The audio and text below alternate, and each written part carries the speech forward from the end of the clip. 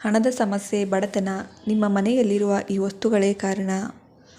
ಮೊದಲು ಇವುಗಳನ್ನು ಮನೆಯಿಂದ ಹೊರಹಾಕಿ. ವಾಸ್ತುಶಾಸ್ತ್ರದ ಪ್ರಕಾರ ಕೆಲವು ವಸ್ತುಗಳನ್ನು ಮನೆಯಲ್ಲಿ ಇಡಬಾರದು.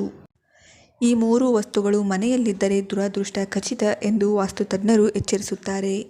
ಮನೆಯಲ್ಲಿ ಅದೃಷ್ಟ ಮತ್ತು ಸಮೃದ್ಧಿಯನ್ನು ತರಲು ವಾಸ್ತು ನಿಯಮಗಳನ್ನು ಅನುಸರಿಸಲೇಬೇಕು.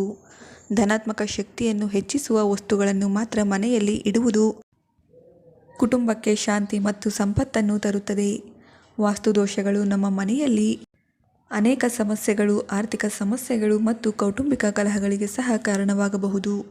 ವಾಸ್ತು ನಿಯಮಗಳನ್ನು ಪಾಲಿಸದೆ ಮನೆಯಲ್ಲಿ ಕೆಲವು ವಸ್ತುಗಳನ್ನು ಇಡುವುದು ನಮ್ಮ ಜೀವನದ ಮೇಲೆ ತೀವ್ರ ಪರಿಣಾಮ ಬೀರುತ್ತದೆ. ಕೆಲವರು ತಿಳಿದೋ ತಿಳಿಯದೆಯೋ ಈ ತಪ್ಪುಗಳನ್ನು ಮಾಡುತ್ತಾರೆ, ಆದರೆ ಅದರ ಪ್ರಭಾವ ಅವರ ಮೇಲೆ ತೀವ್ರವಾಗಿ ಬೀರುತ್ತದೆ. ವಿಗ್ರಹ.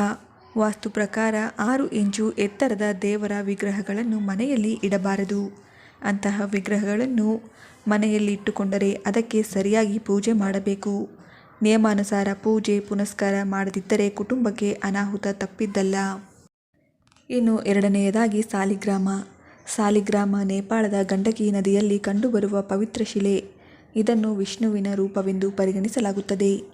ಸಾಲಿಗ್ರಾಮವನ್ನು ಮನೆಯಲ್ಲಿ ಇಡುವಾಗ ಕಠಿಣ ನಿಯಮಗಳನ್ನು ಪಾಲಿಸಬೇಕು. ಪ್ರತಿದಿನ ವಿಶೇಷ ಪೂಜೆಯನ್ನು ಮಾಡಬೇಕು.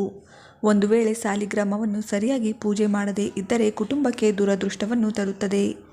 ಈ ಕಲ್ಲಿಗೆ ಸಂಬಂಧಿಸಿದ ಎಲ್ಲ ವಿಧಿವಿಧಾನಗಳನ್ನು ಪಾಲಿಸದೇ ಇದ್ದರೆ ಜೀವನದಲ್ಲಿ ತೀವ್ರ ಸಂಕಷ್ಟ ಎದುರಿಸಬೇಕಾಗುತ್ತದೆ.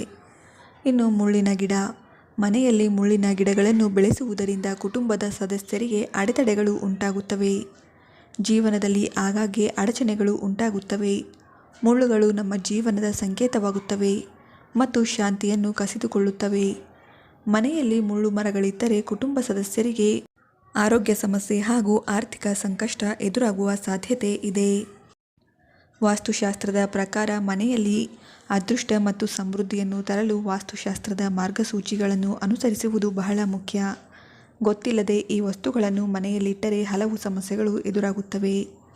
ಕೌಟುಂಬಿಕ ಕಲಹಗಳು, ಆರ್ಥಿಕ ನಷ್ಟ ಮತ್ತು ಆರೋಗ್ಯ ಸಮಸ್ಯೆಗಳನ್ನು ತಪ್ಪಿಸಲು ವಾಸ್ತು ತಜ್ಞರ ಸೂಚನೆಗಳನ್ನು ಅನುಸರಿಸಿ ಮತ್ತು ಮನೆಯಲ್ಲಿ ಉತ್ತಮ ಧನಾತ್ಮಕ ಶಕ್ತಿಯನ್ನು ಹೆಚ್ಚಿಸುವ ವಸ್ತುಗಳನ್ನು ಮಾತ್ರ ಇಡಬೇಕು.